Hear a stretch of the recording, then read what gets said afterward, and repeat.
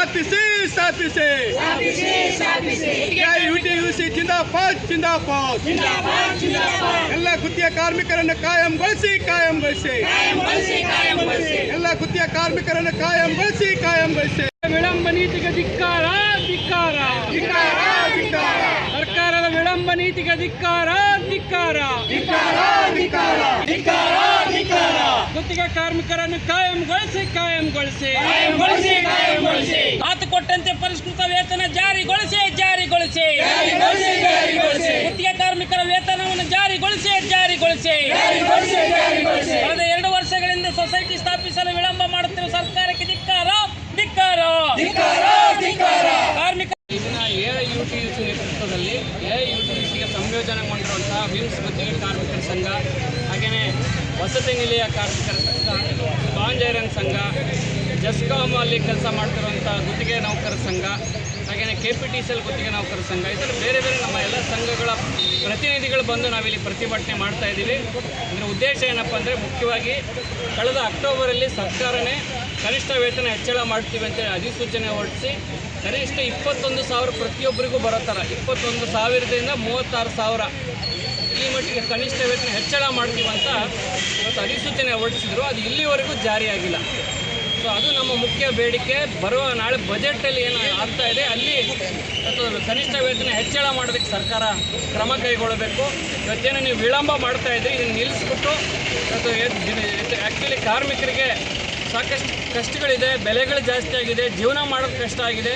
ಇಂಥ ಸಂದರ್ಭದಲ್ಲಿ ಕನಿಷ್ಠ ವೇತನ ಹೆಚ್ಚಳ ಅಧಿಸೂಚನೆ ಜಾರಿ ಆಗಬೇಕು ಅಂತೇಳಿ ನಾವು ಆಗ್ರಹಿಸ್ತಾ ಇದ್ದೀವಿ. ಜೊತೆಗೆ ಇಲ್ಲಿ ಜಿಲ್ಲಾಡಳಿತ ಏನು ಸೊಸೈಟಿ ಮಾಡ್ತೀವಿ ಅಂಥೇಳಿ ಕಳೆದ ಜನವರಿಯಲ್ಲಿ 1,000 ರೂಪಾಯಿ ಕಟ್ಸ್ಕೊಂಡಿದ್ರು. ಕಾರ್ಮಿಕರ ವಿವಿಧೋದ್ದೇಶ ಸಹಕಾರ ಸಂಘ ಮಾಡ್ತೀವಿ, ಗುತ್ತಿಗೆದಾರರು ಏನಿದ್ದಾರೆ ಕಿರುಕುಳ ತಪ್ಪಿಸೋದಕ್ಕೆ ಸಹಕಾರ ಸಂಘ ಮಾಡ್ತೀವಿ ಅಂತ ಹೇಳಿ ಇವತ್ತು ಕೆಲವರು ಮೆಂಬರ್ಸ್ನ ಮಾಡಿಸ್ಕೊಂಡಿದ್ರು ಗುತ್ತಿಗೆ ಕಾರ್ಮಿಕರನ್ನ. ಇಲ್ಲಿವರೆಗೂ ಅದು ಕೂಡ ಏನೂ ಮುಂದುವರೆದಿಲ್ಲ. ಅದಕ್ಕೆ ಇವೆರಡೂ ಮುಖ್ಯವಾದ ಬೇಡಿಕೆ ಇಟ್ಕೊಂಡು ನಾವು ಇವತ್ತು ಪ್ರತಿಭಟನೆ ಮಾಡ್ತಾ ಇದ್ದೀವಿ. ಈ ಕೂಡಲೇ ರಾಜ್ಯ ಸರ್ಕಾರ ಮತ್ತು ಜಿಲ್ಲಾಡಳಿತ ಕಾರ್ಮಿಕರ ಒಂದು ಆಗ್ರಹಕ್ಕೆ ಸ್ಪಂದಿಸಬೇಕು.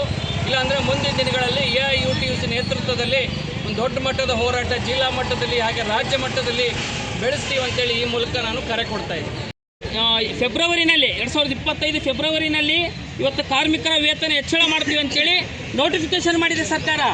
ಇವತ್ತು ನಮ್ಮ ಬಳ್ಳಾರಿ ಜಿಲ್ಲಾ ಮಟ್ಟದಲ್ಲಿರ್ತಕ್ಕಂಥ ಕಾರ್ಮಿಕರಿಗೆ ಏನು 14,000 ರೂಪಾಯಿ ಸಂಬಳ ತಂತಾರೆ, ಅವ್ರು 21,000 ರೂಪಾಯಿ ಸಂಬಳ ಆಗ್ತದೆ ಅಂತೇಳಿ ನೋಟಿಫಿಕೇಶನ್ ಆಗಿದೆ.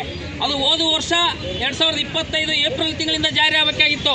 ಆದರೆ ಇವತ್ತಿಗೆ ಅದನ್ನು ಜಾರಿಗೊಳಿಸಿಲ್ಲ ಸರ್ಕಾರ. 1 ವರ್ಷ ಆಯಿತು.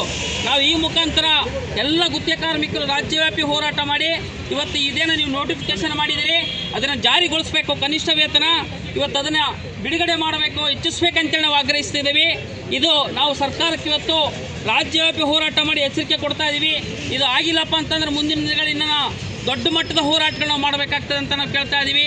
ಯಾಕಂದರೆ ಇವತ್ತಿನ ಜನಗಳ ಜೀವನ ಇವತ್ತೇನು ಇಷ್ಟನ್ನು ರೇಟ್ಗಳು ದುಬಾರಿಯಾಗಿದೆ, ಕೆಲಸಗಳೆಲ್ಲ ಹೊರಗಡೆ. ಇವ್ರು ಕೊಡ್ತಕ್ಕಂಥ 15,000 ರೂಪಾಯಿ ಸಂಬಳ ಏನಕ್ಕೂ ಸಾಕಾಗ್ತಾ ಇಲ್ಲ.